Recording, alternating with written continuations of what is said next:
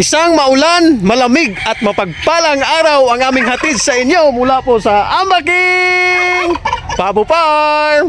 Ayan mga kapatid, kita nyo yung langit. Talagang maulan po kanina. Kararating ko lamang po dito sa bahay. Sa aking pabuhan. So kung nakikita nyo, same scenario. Salamat sa Diyos dahil all goods. Yung pagkain natin is stable sa ngayon. At mayroon po akong ibabalita sa inyo. At ito po, samahan nyo ba ako? Here we go, let's go!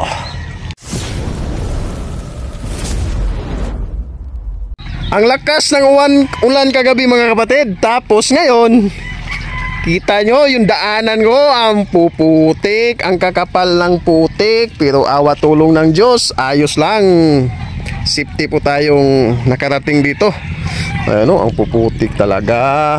So, yung dala ko ngayon, gulay po yan mga kapatid. Gulay po lahat. Tinangkong, Chinese tangkong, repolyo, pitsay, naghalo-halo na, balat ng carrots, batong, talong, okra. Tapos, ayan, sapal ng taho, existing. Ito nga yung kaputi ko eh. Ayan, kaputi ni Mrs. Isa na lang yung kaputi namin, nawala pa yung isa. Isang pares. So, tapos bumili pa ako ng kadina mga kapatid. Update doon sa aking ginagawang litsunan ng pabo. Pang-5 kadina na po ito. Kahapon, nagdagdag ako, kung nakita nyo, yan po yung counting video kahapon, short video ko po. Yung update sa aking litsunan ng pabo. So, all goods na. Yung plataforma na lamang po ng wiper yung kulang kasi wala pa akong pambutas sa bakal. Meron naman ako sana dati, kaya lang iwan ko lang kung saan ko nalagay, na misplace. So pang-5 na ito mga kapatid. Ayan, tag 250 pa naman isa. So 5 1 to 50. Tapos ito, binibigyan po ako ng aking mga suki na po mga kapatid. Ayan, apple, binibigay nila sa akin yung hindi na magandang masyadong tingnan, kaya lang pwede pa pong makain. So yan, mostly lagi po yung nangyayari sa akin. Mga gulay, binibigyan po nila ako. Minsan yung mga sangkap, rekado, ulamas, yun, mayroon po akong nakukuha. Madalas po yan. So sa ngayon wala akong nakuhang saging, pero kahapon daming saging ko namang nakuha. Yan, sobra pa nga ng 2 sako eh. Tinitimpla ko na lang. Minsan hindi ko na hinahaluan ng saging kasi nagsasawa po sila mga kapatid. Ayun. So talaga kailangan po ng matinding inspirasyon, pag-aanalisa kung ano ang dapat at nararapat na ibigay sa kanila. Kasi nga itong mga pabo is nagsasawa po sila mga kapatid sa mga patuka na ating binibigay, kaya kailangan itimpla, i-manage kung paano, ano at anong dapat ihalo at hindi na dapat ihalo kasi nagsawa na po sila. Ayan, nilalamig po yung iba kasi may dapuan na akong ginawa, pero itong mga bugoy andyan sa itaas ng kahoy humahapo, kaya yung iba basa. Yung lakas ng ulan kagabi, okay lang yung iba kasi marunong. Talagang dyan po sila dumapo sa dapuan na mayroon pong bubong. So ayan po yung nangyari kagabi. Basa yung iba dahil mga bugoy ayaw pumalo o ayaw sumunod sa instruction na dyan po sila dapat matulog para hindi mabasa. Gumagawa talaga ng kanilang gusto eh. So hahayaan natin. Nang sa ganon is baka matuto at ma-realize nila na hindi ako dito dadapo kasi mauulanan ako at mababasa. Pero ito po, maibahagi ko lamang po sa inyo mga kapatid. Sa katagalan ko na po sa pagpapabo, dati talaga is nahihirapan po ako kung saan ako mangunguha ng patuka ng aking alagang pabo. Sobrang hirap talagang parang aabot po sa punto na susuko na ba ako sa aking pag-aalaga ng pabo. Ayan, nahihirapan ka ng manguha ng patuka nila, wala pa yung laman yung bulsa. So darating talaga sa punto na maisip mo na oras na ba para tumigil. Pero sa awa tulong ng Diyos mga kapatid, nagpursige po ako kahit mahirap, parang nawawala na ng source kung ano, paano. Pero kalaunan po mga kapatid, parang nagbukas po yung mga opportunity kung saan sa ngayon ay yung patuka ng aking alagang pabo, yung mga organic na pagkain nila is parang basic na lamang po. Ayun, dati nahihirapan akong kumuha ng kahit isang balde lamang po na mga gulay o 2 kilo na lantang saging.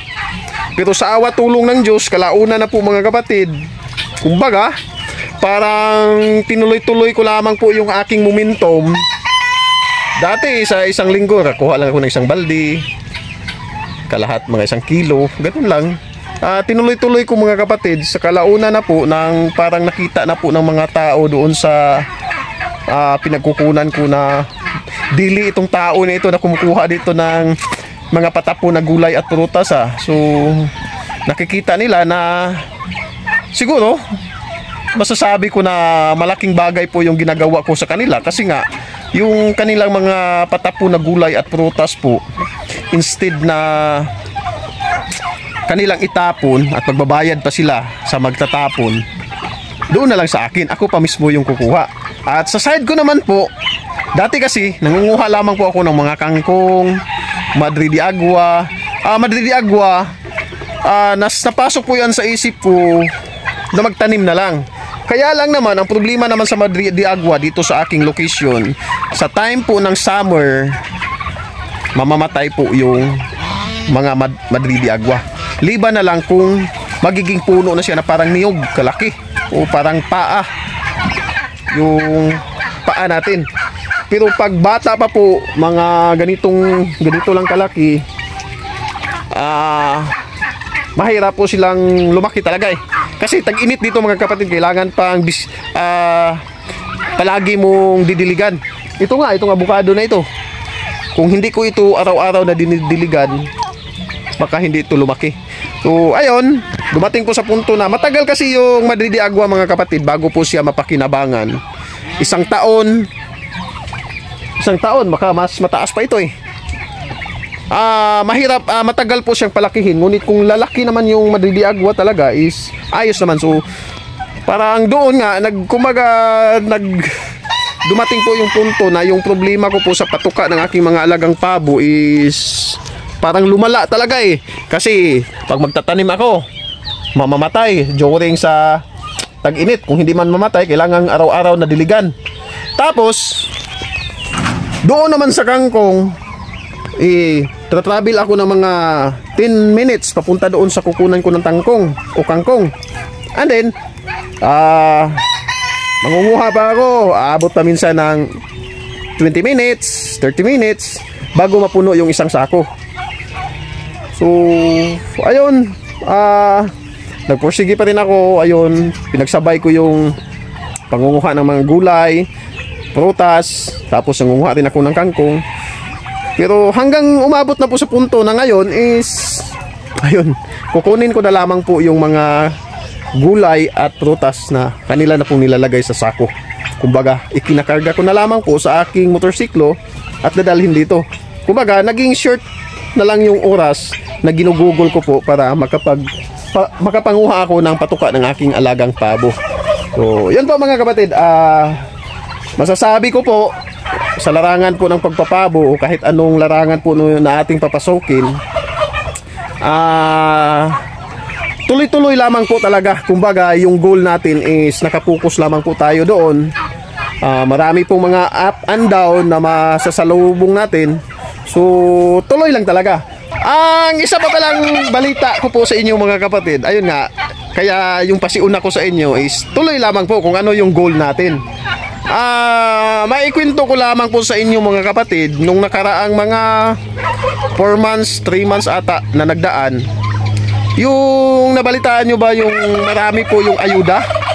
Yun nga, parang issue ngayon eh, kasi yung mga nagtatrabaho, sila yung nagbibigay ng tax, sila pa yung walang ayuda. Pero yung mga tambay, mangingisda, tricycle driver, mga driver, sila po yung nabibigyan ng mga ayuda. Balita ko doon is mga 5,000.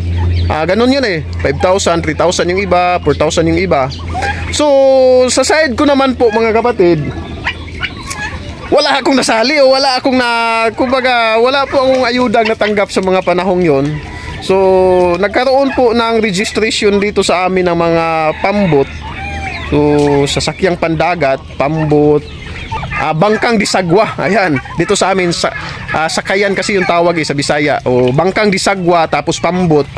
Pinaparehistro kasi yun mga kapatid. So nagkataon naman noon na yung mga taga-agriculture sila po yung pumunta dito sa amin para magparehistro po ang mga mangingisda sa kanilang pambot at sasakyan disagwa o dibugsay.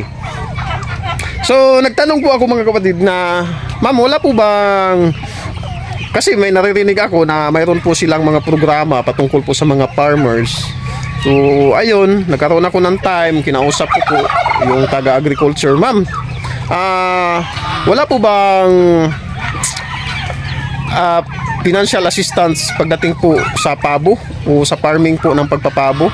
So, ayun, nagkausap kami, ayun sa kanya, ilang taon ka na, ganun. So, nagkausap kami. At ayun, sabi niya, sayang, huli ka na. Kasi nga, parang naipasa na po nila doon sa opisina kung yung mga kwalipikado. Hindi ko kasi alam kasi sa riktang sabi po mga kapatid, pagdating po dito sa agriculture sa amin, marami po akong naririnig na parang wala pong masyadong suporta daw sa agriculture. Pero akala ko lang pala yon. Kasi kung tutuusin nga, mayroon naman pala. Kaya lang hindi siguro alam ng mga tao. So ayun, ayon sa kanya, sige susubukan ko sir, na sana qualified daw ako kasi nga, ayun, matagal na ako sa pagpapabo. So, ang nangyari, kahapon po mga kapatid, to make story short, kahapon po, ipinatawag po ako at pumunta po ako doon sa opisina kung saan, doon naman po sa DSWD, doon po ako nag-fill up na qualified po ako mga kapatid at isa po ako sa nakatanggap ng financial assistant pagdating po sa agriculture sa larangan po ng pagpapabo. At ayun, fill up na po ako ng mga kailangan, mga dokumentong dapat lagdaan. So, ayun na. Masaya po ako mga kapatid dahil ayun, malaki-laki rin yung financial assistant na ibibigay daw nila worth of 15,000. Ayan, so ayun, yung ilang percent nun is ibibili ko ng patuka, tapos yung ilang percent naman is ibibili ko ng bagong materyales. Ayan, dagdag materyales po dito sa aking pagpapabo. So, yan po yung kaunting balita ko po sa inyo mga kapatid. Masaya po ako dahil ayun, may matatanggap po ako, loobin. Sana loobin, walang problema at matanggap ko po yung financial assistance po pagdating po sa aking pagpapabo. Ayan. So hanggang dito na lang mga kapatid. Ibinabalita ko lamang po iyan sa inyo. Baka sakali lumapit po kayo dyan sa inyo sa agriculture office. Magtanong po kayo mga kapatid kung sakali man. So mayroon palang ganun talaga So wag na lamang po tayong makinig sa mga negative na feedbacks. Kumbaga, mas maganda siguro tayo mismo yung pupunta doon sa kanilang opisina. Kasi nga, hindi po ako lumapit talaga dati kasi marami akong naririnig na something, pero mali pala. So dapat po mga kapatid, tayo po yung lalapit doon. Sa ganun is makapagtanong po tayo kung ano yung mga paraan at dapat gawin para makaabil po tayo sa mga ganong programa ng ating gobyerno. Hanggang dito na lamang po mga kapatid. Maraming salamat po sa inyong lahat sa patuloy na panunod, pagsuporta sa aking channel. So hanggang dito na lang. Lagi niyo pong tandaan na ang paggawa ng mabuti ay di nagbubunga ng masama. Salamat po sa Diyos. Pag-ibig!